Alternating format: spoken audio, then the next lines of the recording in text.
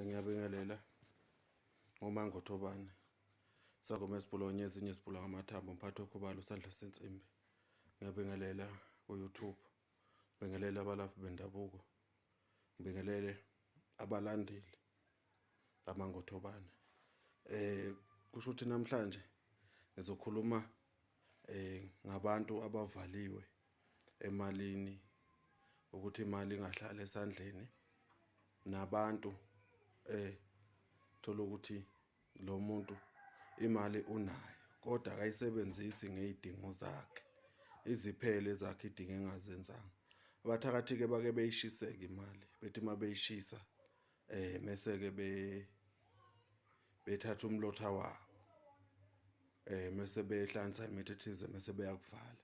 Nathi mase kuvula siyayishisa imali, sithathe imlotha wemali siwuhlanganise, masuwuhlanganisa nemithi ethize noma neziwasho ey'thize.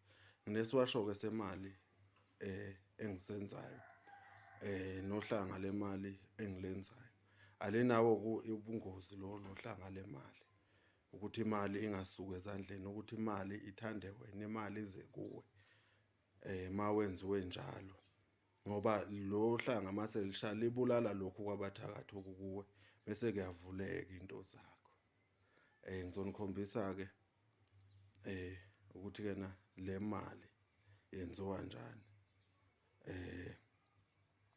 Ngizonikhombisa-ke la kukhona ilokhuzana indawo la.